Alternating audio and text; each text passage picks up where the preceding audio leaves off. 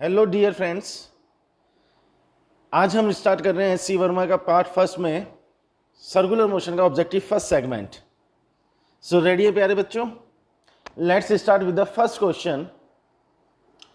Question कहता है when a particle moves in a circle with uniform speed. तो चीज को स्टार्ट करने से पहले मैं ये उम्मीद करके चलता हूँ कि भाई सर्कुलर मोशन के जो बेसिक कॉन्सेप्ट है वो आपको क्लियर होंगे। थोड़ा सा जैसे अपन ने फ्रिक्शन में बात की थी, ऐसा सर्कुलर मोशन में भी मैं आपको थोड़ा सा ब्रीफ कर देता हूं कि दो तरह के सर्कुलर मोशन होते हैं, एक यूनिफॉर्म सर्कुलर मोशन और एक non uniform circular motion. Okay, uniform circular motion की अगर बात करें तो स्पीड कांस्टेंट रहेगी, नॉन यूनिफॉर्म सर्कुलर मोशन की अगर बात करेंगे तो स्पीड कांस्टेंट नहीं रहेगी। सेकंड पॉइंट ये आता है कि कोई सा भी सर्कुलर मोशन हो, पार्टिकल की velocity can not be constant. उसका रीजन क्या है कि जो भी पार्टिकल है वो जिस भी पाथ में मूव करता है उस पाथ के किसी भी पॉइंट पर जो हम टेंजेंट ड्रॉ करते हैं, that tangent represents the direction of velocity at that point. तो सर्कुलर मोशन में वेलोसिटी कांस्टेंट नहीं हो सकती क्योंकि डायरेक्शन तो चेंज होगा ही। अब अगर हम यूनिफॉर्म सर्कुलर मोशन की बात करते हैं जिसमें स्पीड कांस्टेंट है, तो केवल डायरेक्शन चेंज हो रहा है, और डायरेक्शन चेंज होने पर जो एक्सेलरेशन लगता है वो है सेंट्रीपिटल एक्सेलरेशन।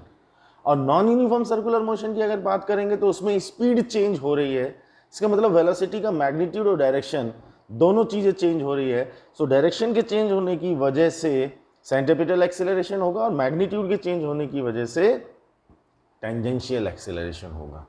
तो ये बेसिक कॉन्सेप्ट हमको क्लियर होना चाहिए कि सेंट्रीपिटल एक्सेलरेशन क्यों है, क्योंकि वेलोसिटी का डायरेक्शन चेंज होता है, और टेंजेंशियल एक्सेलरेशन क्यों है, क्योंकि वेलोसिटी का मैग्नीट्यूड मतलब स्पीड चेंज होती है।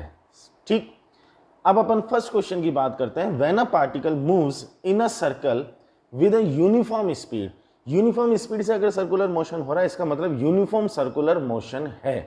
तो अब उसमें वेलोसिटी का डायरेक्शन किस तरह से चेंज होगा? वेलोसिटी की डायरेक्शन की अगर हम बात करेंगे तो किसी इंस्टेंट पर अगर हमारा पार्टिकल यहाँ पर मानो एंटी क्लॉकवाइज हमारा पार्टिकल घूम रहा है, तो इस पॉइंट पर वेलोसिटी कैसे मिलेगी? एक बेसिक कॉन्सेप्ट है बेटा, किसी भी पाथ में किसी भी पॉइंट पर वेलोसिटी का डायरेक्शन डिसाइड करने का कि उस पॉइंट पर हमको टेंजेंट ड्रॉ करना है। तो इस पॉइंट पर मैंने टेंजेंट ड्रॉ किया तो इस पॉइंट पर वेलोसिटी इस डायरेक्शन में। ऐसे इस पॉइंट पर अगर हम बात करेंगे तो टेंजेंट ड्रॉ कर देंगे, वेलोसिटी इस डायरेक्शन में। इस पॉइंट पर अगर हम बात करेंगे तो टेंजेंट ड्रॉ करेंगे, वेलोसिटी इधर। इस पॉइंट पर अगर हम बात करेंगे तो टेंजेंट ड्रॉ किया, वेलोसिटी इधर। सो वी कैन नोटिस कि point two point tangent velocity के डायरेक्शन को रिप्रेजेंट कर रहा है और वो कंटिन्यूअसली चेंज हो रहा है। सो वेलोसिटी तो कांस्टेंट होगी नहीं। And what about the acceleration? क्योंकि इसके ऑप्शंस को अगर हम देखें तो पहला ऑप्शन कहता है it's velocity and acceleration both are constant. Second कहता है कि velocity is constant but the acceleration changes. तीसरा कह रहा है कि acceleration is constant but the velocity changes. और चौथा कह रहा है वेलोसिटी और एक्सेलरेशन बोथ चेंज, मतलब दोनों ही चेंज हो रहे हैं। ठीक है, तो मुझे ये बताओ कि बच्चों जब ए पॉइंट पर हमारा पार्टिकल है तो सेंट्रीपिटल इस डायरेक्शन में होगा। भाई सेंट्रीपिटल एक्सेलरेशन का डायरेक्शन कौन सा होता है? That is towards the centre of the circle always. तो यहाँ पर सेंट्रीपिटल एक्सेलरेशन इस डायरेक्शन में हुआ। अच्छा, जब हमारा पार्टिकल बी पॉइंट पर है तो सेंट्रीपिटल एक्सेलरेशन इस डायरेक्शन में हो गया। जब हमारा पार्टिकल सी पर है तो सेंट्रीपिटल एक्सेलरेशन इस डायरेक्शन में हो गया। अच्छा, सेंट्रीपिटल एक्सेलरेशन हम कहेंगे कितना? That will be equals to v square upon r, और that is equals to omega square r. Interesting बात क्या है? इंटरेस्टिंग बात यह है कि यहां पर वेलोसिटी का मैग्नीट्यूड कांस्टेंट है, डायरेक्शन चेंज हो रही है, तो वेलोसिटी कांस्टेंट नहीं है। ठीक, साथ ही साथ सेंट्रीपिटल एक्सेलरेशन की अगर बात करें तो सेंट्रीपिटल एक्सेलरेशन का भी मैग्नीट्यूड कांस्टेंट है, बट उसकी भी डायरेक्शन अगर हम चेक करें तो कंटिन्यूअसली चेंज हो रही है। तो क्या मैं वेलोसिटी और एक्सेलरेशन को कांस्टेंट कहूंगा? उनका मैग्नीट्यूड कांस्टेंट है बट उनका डायरेक्शन चेंज हो रहा है, and both are the vector quantities, इसलिए हम उनको कांस्टेंट नहीं कहेंगे। सो करेक्ट ऑप्शन कौन सा होगा? करेक्ट ऑप्शन होगा हमारा D option. Clear? Next question पर चलते हैं, अपन इंपोर्ट कर लेते हैं अपन क्वेश्चन नंबर 2। देखिए क्वेश्चन नंबर 2 क्या कह रहा है। Two cars having mass m1 and m2 move in circles of radius r1 and r2 respectively. If they complete the circle in equal time, the ratio of their angular speeds question बहुत simple सा है, उनकी angular speed का अपन को ratio चाहिए और angular speed omega equals to अपन लिखते हैं 2 pi upon capital T, where T is the time period of revolution that is same for both. जब दोनों के लिए सेम है तो ओमेगा 1 इक्वल्स टू ओमेगा 2 आया। So what is ratio omega 1 upon omega 2, that is 1। बहुत simple question है, D option is the correct answer. Clear? Next question पर चलते हैं हम। क्वेश्चन नंबर 3 इंपोर्ट करते हैं क्वेश्चन नंबर 3 को। A car moves at a constant speed on a road as shown in the figure. The normal force by the road on the car is Na and Nb when it is at the points A and B respectively. Okay, ये curve path है figure में जो हमको दिखाया हुआ है। इस curve path पर हमारी कार कांस्टेंट स्पीड से मूव कर रही है। जब वो ए पॉइंट पर है तो नॉर्मल रिएक्शन Na है, और जब वो बी पॉइंट पर है तो नॉर्मल रिएक्शन Nb है। हमें कंपेयर करना है कौन सा कम है कौन सा ज़्यादा है। ठीक है, ए पॉइंट पर अगर हम बात करें तो mg डाउनवर्ड डायरेक्शन में हो गया। अब हम सेंटीपिटल फोर्स के लिए इक्वेशन क्या बनाएंगे? ए पॉइंट के लिए अगर मैं बात करूं तो मैं कहूंगा कि mg minus mv square upon radius at A is equals mg minus, sorry इसमें नॉर्मल रिएक्शन अपन को लेना है तो हम कहेंगे mg minus normal reaction Na is equals to mv square upon radius at a। So Na equals to mg minus mv square upon Ra। In the same way B point के लिए आप बताएं मुझे, Nb equals to mg minus mv square upon Rb। Ra क्या है, Rb क्या है? These are the radius of curvature at point A and B respectively. A point पर अगर हम बात करें तो रेडियस ऑफ कर्वेचर कैसे मिलेगा? कुछ ऐसा सर्कल बनेगा। बी के लिए अगर हम बात करें तो कुछ इस तरीके का सर्कल बनेगा। तो जहां पर कर्वेचर ज्यादा है वहां पर रेडियस ऑफ कर्वेचर कम आ रहा है, तो radius at A is less than radius at B. A पर जो रेडियस है वो बी के कंपेरिजन में कम है। सो आर ए की वैल्यू आर बी से कम है, मतलब ये वैल्यू इस वैल्यू से ज्यादा है। सो कंक्लूजन क्या है कि Na की वैल्यू Nb से कम। Simple maths, C option is the correct answer. बोलो बात क्लियर है? नेक्स्ट क्वेश्चन पर मूव करते हैं, that is question number 4। Question number 4, a particle of mass m is observed from an inertial frame of reference and is found to move in a circle of radius r with uniform speed v. The centrifugal force on it is 0. इसमें option अपन को check करने की जरूरत नहीं है। Inertial non inertial frame का concept अगर हम जानते तो इनर्शियल फ्रेम में हम बात कर रहे हैं, पार्टिकल यूनिफॉर्म स्पीड से मूव कर रहा है तो उस पर कोई भी सेंट्रीफ्यूगल फोर्स नहीं लगेगा। सेंट्रीफ्यूगल फोर्स क्या है? एक स्यूडो फोर्स है, और स्यूडो फोर्स की बात कहां पर होगी? नॉन इनर्शियल फ्रेम में, और हमारे क्वेश्चन में जो फ्रेम है वो इनर्शियल फ्रेम है। So the centrifugal force on it is 0। D option is the correct. Conceptual question है, it's not a numerical. Next लेते हैं अपन question number 5। Question number 5, okay, a particle of mass m rotates with a uniform angular speed omega. Okay, it is viewed from a frame rotating about the z axis. उसको हमने view किया, उसको हमने देखा एक फ्रेम से, और वो फ्रेम रोटेट हो रहा है about the z axis with uniform angular speed. वो जो फ्रेम है वो z एक्सिस के about uniform angular speed omega not से रोटेट कर रहा है। The centrifugal force on the particle. अब जो हमारा फ्रेम है, first of all we'll have to decide कि हमारा जो फ्रेम है वो कौन सा इनर्शियल है नॉन इनर्शियल है। Uniform angular speed omega not से वो रोटेट कर रहा है, तो रोटेटिंग मोशन हो रहा है, इसका मतलब वो नॉन इनर्शियल फ्रेम है, और नॉन इनर्शियल फ्रेम है तो उस पर सेंट्रीफ्यूगल फोर्स की बात होगी। अच्छा, सेंट्रीफ्यूगल फोर्स कितना होता है बच्चों? हमारे अगर नॉन इनर्शियल फ्रेम का एक्सेलरेशन a हो तो स्यूडो फोर्स कितना आता है? m में। Simple concept. यहां पर अगर हम बात करें तो सेंट्रीफ्यूगल फोर्स कितना आएगा? सेंट्रीफ्यूगल फोर्स कितना है? m ओमेगा स्क्वायर r हमको बोलना चाहिए, बट ओमेगा कौन सा, ओमेगा कौन सा, ओमेगा पार्टिकल का नहीं, ओमेगा हमारे फ्रेम का, क्योंकि जो हमारे फ्रेम का एक्सेलरेशन होता है वही हम सूडो फोर्स में जो ma लिखते हैं उसमें एक्सेलरेशन बोला जाता है। सो डोंट बी कंफ्यूज्ड, यहां जो हम m ओमेगा स्क्वायर r बोलेंगे उसमें omega will be omega naught, that is the angular speed of frame, and r is the radius that is not given in the question, so we'll have to consider according to the options.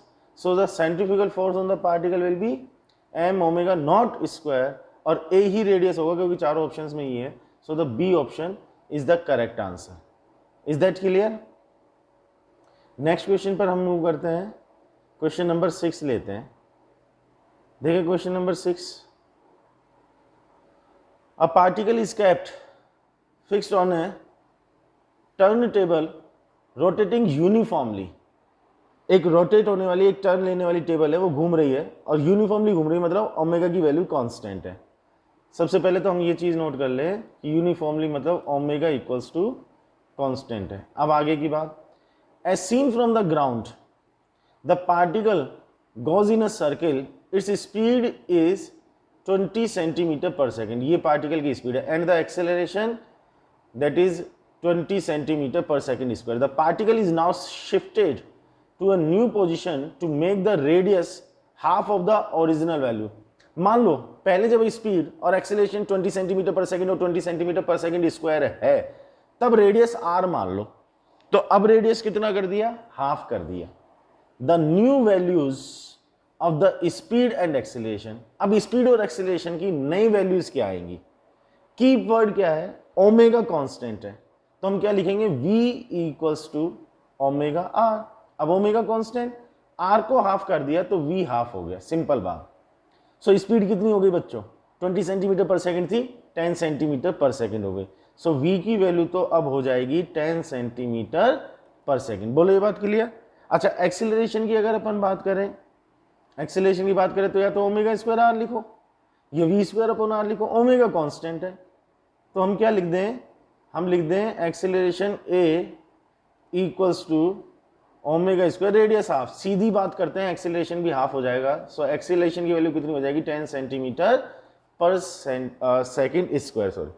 सो कितना आ गया, v की value 10 centimetre पर second और a की value 10 centimetre पर second square. A option is the correct answer. Clear हुई बात। Omega constant है, बस उसके अकॉर्डिंग अपन को एक्सप्रेशन लिखना है। चलो आगे बढ़ते हैं, क्वेश्चन नंबर 7 लेते हैं। क्वेश्चन नंबर 7 क्या कहता है देखते हैं। Water in a bouquet is world in a vertical circle, एक रस्सी से बाल्टी को बांध करके अपन वर्टिकल सर्किल में उसको घुमा रहे हैं, पानी भरा हुआ है, with a string attach to it. The water does not fall down even when the bucket is inverted at the top of its path. बिल्कुल टॉप पाथ पर अगर पहुंच जाएगी, मतलब टॉप पॉइंट पर अगर पहुंच जाएगी तो सिचुएशन क्या कुछ इस तरह से बनेगी। अगर मैं उसको कुछ शो करने की कोशिश करूं तो कुछ इस तरह की सिचुएशन बन रही होगी ना, उल्टी हो गई है बाल्टी, बकेट उल्टी हो गई है, is inverted at the top of its path. We conclude that in this position.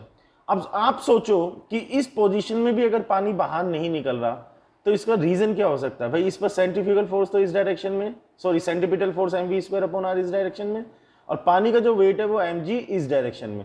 सोचो अगर mg की value mv square upon r से ज्यादा हो जाए फिर तो पानी नीचे गिर जाएगा ना, फैल जाएगा ना पानी नीचे। कॉमन सेंस वाली बात होगी, mg की वैल्यू अगर mv स्क्वायर अपॉन r से ज्यादा है तो पानी फैल जाएगा, अदरवाइज पानी नहीं फैलेगा। We conclude that in this position mg equals to mv square upon r, mg is greater than mv square upon r, mg is not greater than mv square upon r. Yes, this is the basic concept. mg is not greater than mv square upon r. Conceptual, simple conceptual सा question था, ठीक है। Next question पर अपन move करते हैं, question number 8 लेते हैं। Question number 8 क्या कहता है देखते हैं क्वेश्चन नंबर 8 को। A stone of mass m tied to a string of length L is rotated in a circle with the other end of the string as the center. The speed of the stone is v. If the string breaks, the stone will move. बहुत simple सा question है कि एक string से, ये तो हम वैसे भी ऑब्जर्व कर लेते हैं कि पत्थर को बांध करके ऐसे अपन सर्कुलर पाथ में घुमा रहे हैं, ठीक है ना। इफ द स्ट्रिंग ब्रेक्स, किसी एक मोमेंट पर अगर स्ट्रिंग ब्रेक हो जाए, पत्थर ऐसे घूम रहा है, मान लो ऐसे एंटी क्लॉकवाइज चल रहा है, और जब वो इस पॉइंट पर पहुंचा तो ये स्ट्रिंग ब्रेक हो जाती है। तो अब यहां से आगे पत्थर किधर की तरफ मूव करेगा, इस पॉइंट पर what is the direction of velocity, इस पॉइंट पर टेंजेंशियल डायरेक्शन है। टेंजेंशियल डायरेक्शन का मतलब क्या हुआ कि यहां पर अगर पत्थर को एकदम से फ्री कर दिया जाए, मतलब उस पर टेंशन खत्म कर दिया जाए, वो जो स्ट्रिंग में टेंशन आता है उसी की वजह से तो वो सर्कुलर पाथ में घूमता है, क्योंकि स्ट्रिंग में जो टेंशन आता है वही सेंट्रीपिटल फोर्स प्रोवाइड कराता है। सोचो किसी मोमेंट पर एकदम से स्ट्रिंग अगर ब्रेक हो जाएगी तो टेंशन खत्म हो जाएगा। अब टेंशन खत्म हो जाएगा तो पार्टिकल का या पत्थर का सर्कुलर पाथ में घूमना तो बंद, तो फिर वो कौन से डायरेक्शन में मूव करेगा, उस इंस्टेंट पर उसकी वेलोसिटी जिस डायरेक्शन में होगी वो उसी डायरेक्शन में तो आगे बढ़ेगा। तो फिर वो कौन से डायरेक्शन में जाएगा, टेंजेंशियल डायरेक्शन में जाएगा। ये तो बिल्कुल सिंपल सी बात है।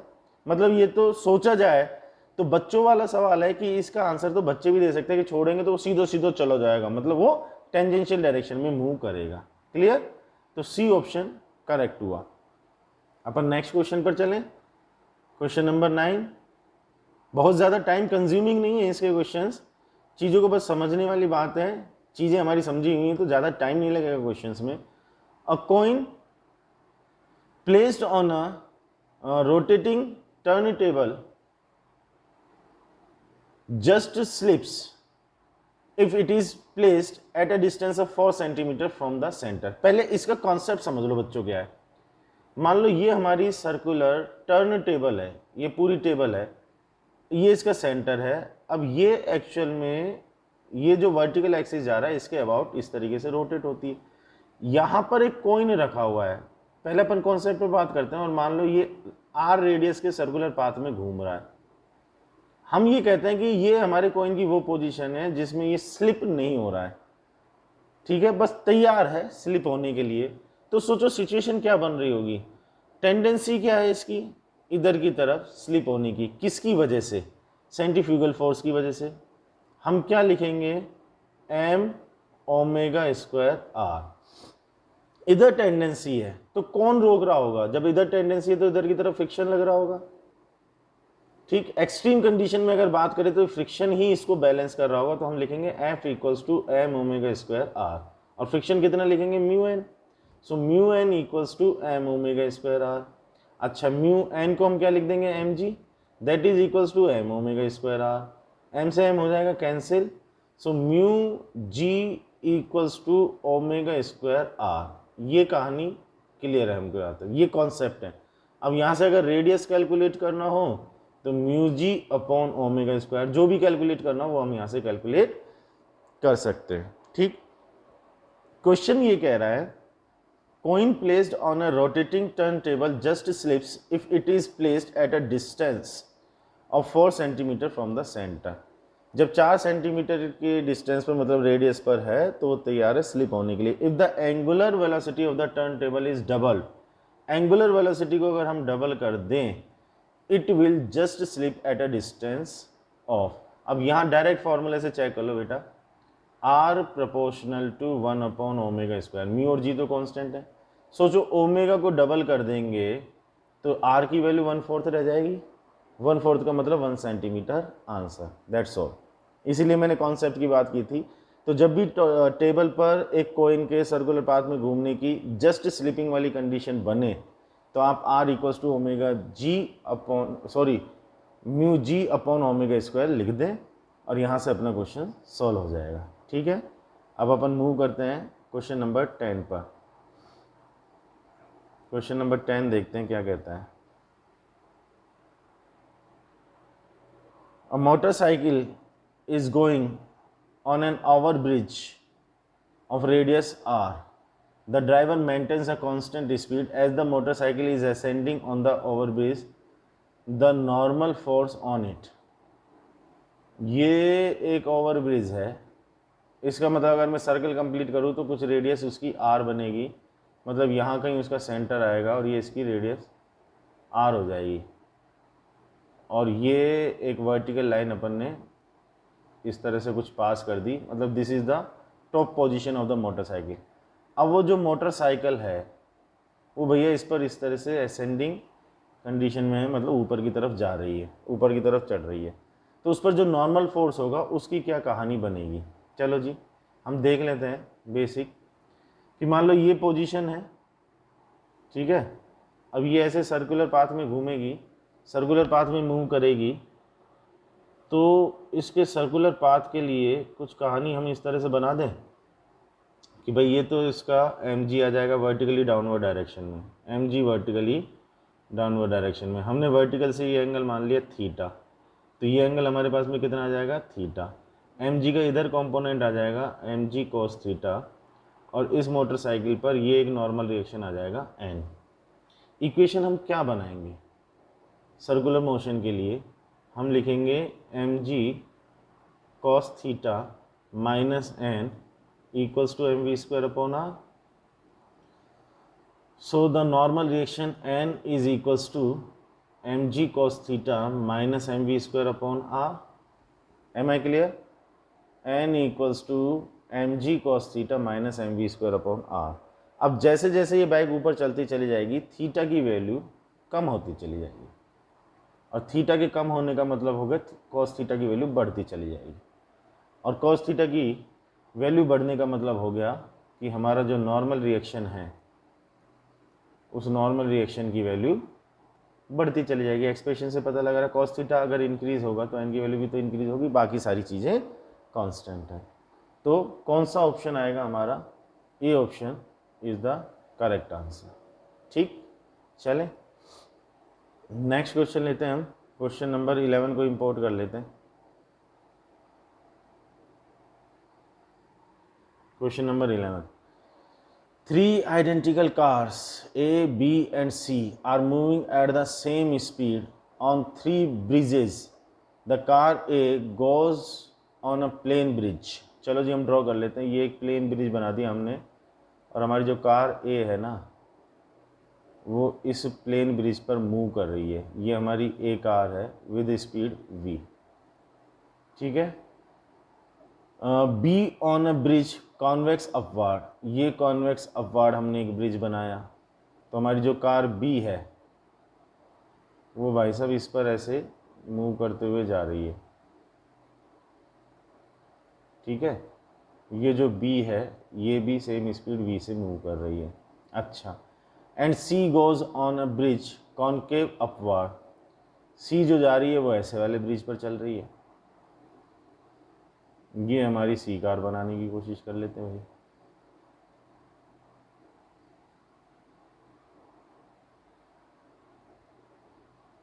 ठीक है, जो सी है वो भी वी स्पीड से ही मूव कर रही है।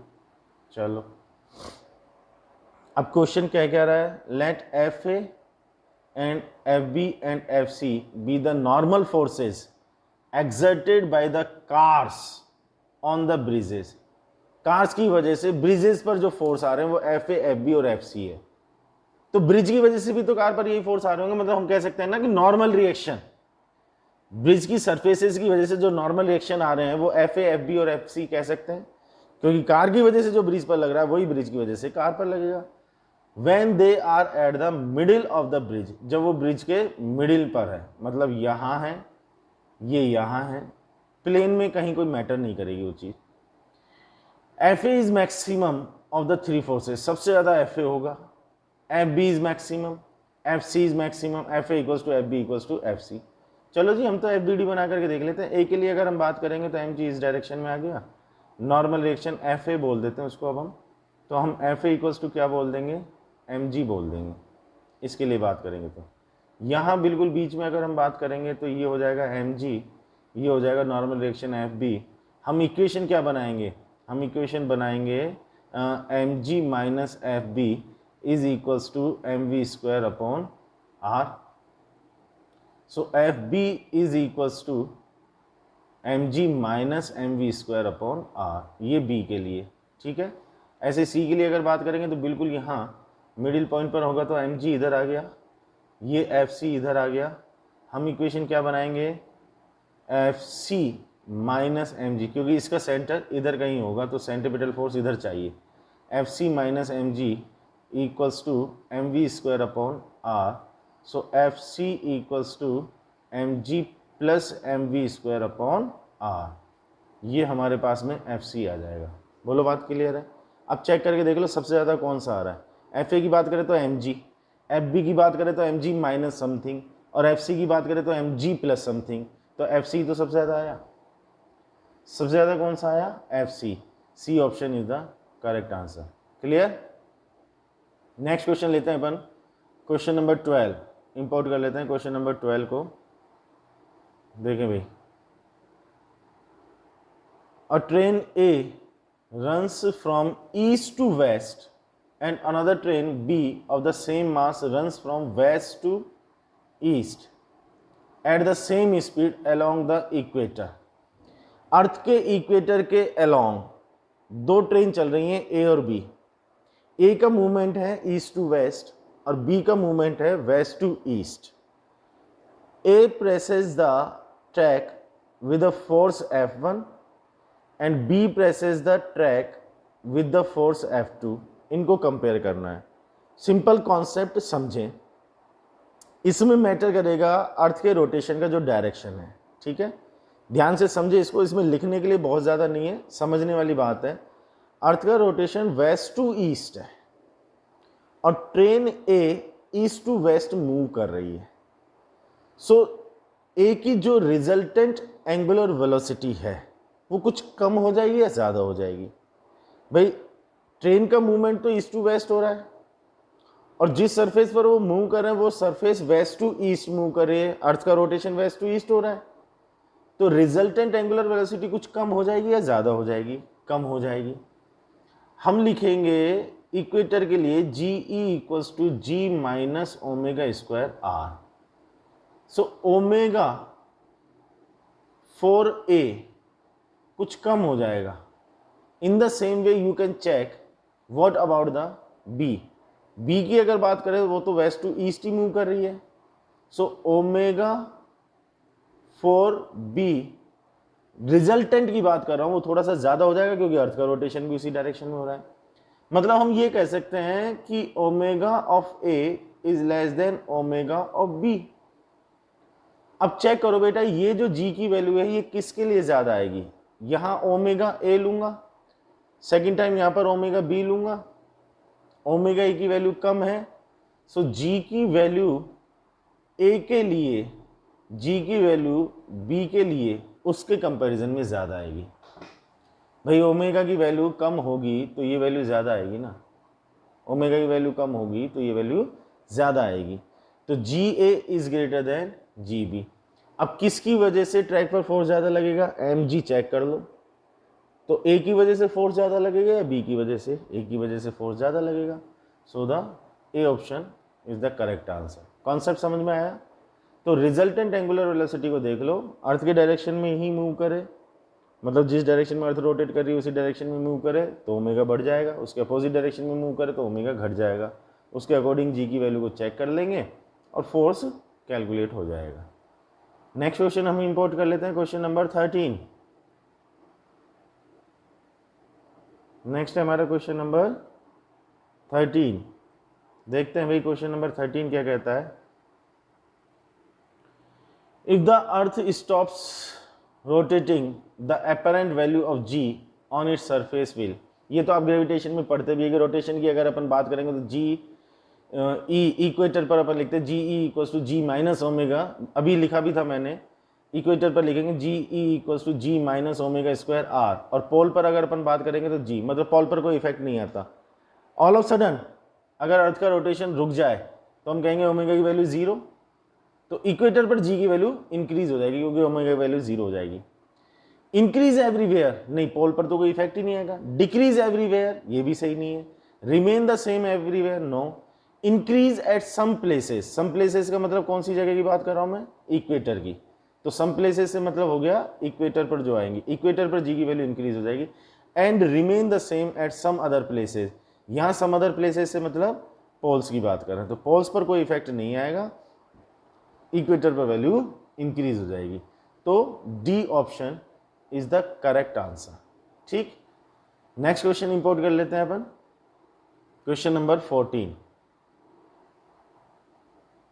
Question number 14, the rod of length L is pivoted at one end and is rotated with a uniform angular velocity in a horizontal plane.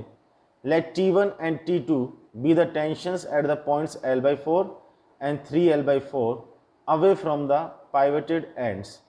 तो कंपेयर करना है।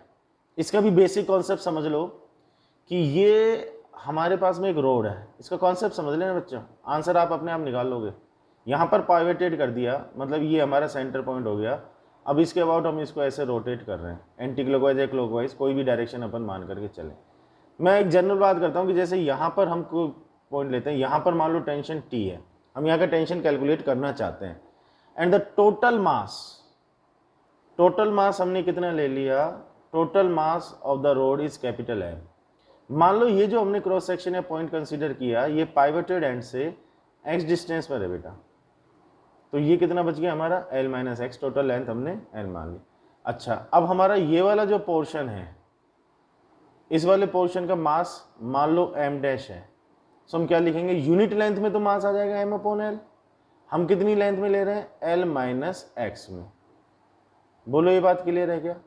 ठीक है। अब इसका अगर हम FBD बना करके इक्वेशन लिखे तो इस पर ये जो टेंशन लग रहा है यही सेंट्रीपिटल फोर्स देगा, तो हम क्या लिखेंगे, T इक्वल्स टू, ध्यान से, मास हो गया m डैश ओमेगा स्क्वायर, और इसका जो सर्कुलर पाथ है उसका रेडियस कितना लेंगे, इसका सेंटर ऑफ मास लिया जाएगा भाई। तो यहाँ जो इसका सेंटर ऑफ मास आएगा वो यहाँ से L माइनस एक्स बाई 2 पर आएगा, point to be noted sir. तो हम रेडियस कितना बोल देंगे, यहाँ से अगर मेजर करेंगे, यहाँ से अगर मेजर करेंगे तो आ जाएगा x plus L minus x by 2। ये बात समझ में आ रही है या नहीं आ रही है? रेडियस की अगर अपन बात करेंगे तो x plus centre of mass देख लो L माइनस एक्स बाई 2 पर है, तो हमने लिख दिया ये। तो T equals to m dash को क्या बोल देंगे, m upon L, L minus x omega square bracket में 2x plus L minus x upon 2। So T equals to m upon 2L omega square L square minus x square. Solve करेंगे तो ये आ जाएगा। ठीक है जी। अच्छा, एक बार हम ले रहे हैं x equals to L by 4, तो टेंशन बोल रहे हैं T1, सही बात है। और एक बार हम x ले रहे हैं 3L बाई 4, तो टेंशन बोल रहे हैं T2। अब यहाँ से चेक कर लो जी सर, x अगर कम है, एक्स स्क्वायर भी कम ही आएगा, तो ये वैल्यू ज़्यादा आएगी, और ये वैल्यू ज़्यादा आएगी तो टेंशन ज़्यादा आएगा। मतलब x की वैल्यू अगर कम है तो टेंशन ज़्यादा है। कंक्लूजन क्या निकला, कंक्लूजन निकला T1 greater than T2। A option is the correct. ये बेसिक कॉन्सेप्ट है, बाकायदा आप चाहें तो इसको नोट भी कर सकते हैं, किसी भी x डिस्टेंस पर टेंशन कैलकुलेट करने का तरीका। ठीक है, क्लियर है बेटा यहाँ तक बात? 100%। चलो अब अपन आगे बढ़ें, क्वेश्चन नंबर 15 लेते हैं। A simple pendulum having a bob of mass m is suspended from the ceiling of a car used in a stunt film shooting. The car moves up along an inclined cliff at a speed v and makes a jump to leave the cliff and lands at some distance. Let r be the maximum height of the car from the top of the cliff. The tension in the string when the car is in air is. सही मायने में conceptual question है। ये Cliff की बात की, ascending की बात की, जंप लगाने की बात की, ये सब कुछ तो हमको इन्फॉर्मेशन दी, बट आप एक सिंपल सी बात सोचो कि कार की सीलिंग पर हमने एक पेंडुलम लटकाया है। ठीक है, सिंपल बात है, ये हमारी कार है, इसकी सीलिंग पर ये पेंडुलम लटका हुआ है, इसमें ये टेंशन हो गया, ये mg हो गया। अब आप मुझे एक बात बताओ सर, ये कार अगर एयर में होगी तो कार पर एक्सेलरेशन कितना लग रहा होगा? कार अगर एयर में है तो मतलब ग्रेविटी में तो घूम रही है, और ग्रेविटी में घूम रही है तो इस पर एक्सेलरेशन कितना आएगा, g। आप ऑब्जर्वर बन करके इसके साथ में आप बैठ जाओ और आप बन जाओगे एक नॉन इनर्शियल फ्रेम। कैसा फ्रेम? Non inertial. तो इस पर सूडो फोर्स किधर आ जाएगा, g एक्सेलरेशन डाउनवर्ड डायरेक्शन में है तो mg सूडो फोर्स ऊपर लगेगा। तो टेंशन कितना आएगा भाई, 0, खत्म बात। बोलो ये बात समझ में आई या नहीं आई? सिंपल कॉन्सेप्ट है, वो एयर में मूव कर रही है, एयर में मूव कर रही है तो फोर्स ऑफ ग्रेविटी नीचे है, so acceleration g downward direction में है, pseudo force mg upward direction में, सॉल्व करेंगे तो tension will be 0, so the D option is the correct answer. Clear है बात? चलो नेक्स्ट, और I think the last question of this segment, yes, question number 16। Let theta denote the angular displacement of a simple pendulum oscillating in a vertical plane.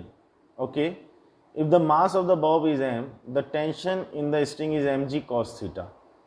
mg cos theta tension कब होगा? Theta denotes the angular displacement of a simple pendulum. General बात करें हम, एक simple pendulum है, ये उसकी mean position हो गई, वो अब इस तरह से वर्टिकल प्लेन में ऐसे ऑसिलेशन कर रहा है। किसी एक सिचुएशन पर अगर हम बात करें तो ये थीटा हो गया, ये mg हो गया, ठीक, ये इधर टेंशन आ गया, mg का इधर का कंपोनेंट mg cos थीटा आ गया। हम इक्वेशन क्या लिखेंगे? t minus mg cos theta equals to mv square upon r, r means length of the string. Clear? अच्छा, हमको टेंशन mg cos थीटा के इक्वल चाहिए। क्वेश्चन यही था कि t equals to mg cos theta चाहिए, मतलब ये 0 चाहिए, ये 0 चाहिए। अब m और l तो 0 नहीं, मतलब v0 होना चाहिए।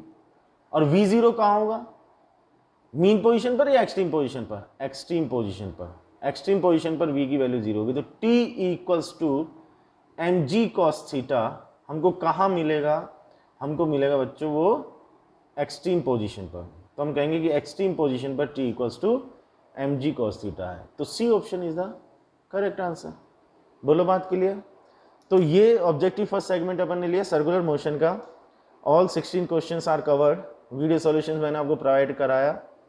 कहीं किसी क्वेश्चन में फिर भी आपको कोई डाउट रह जाए, क्वेरी है, तो कमेंट बॉक्स में आप डाल दीजिएगा, ठीक है। इसके ऑब्जेक्टिव सेकंड सेगमेंट के वीडियो सॉल्यूशन के साथ अपन जल्दी ही मिलेंगे। Till then take care, all the best, thank you very much, bye.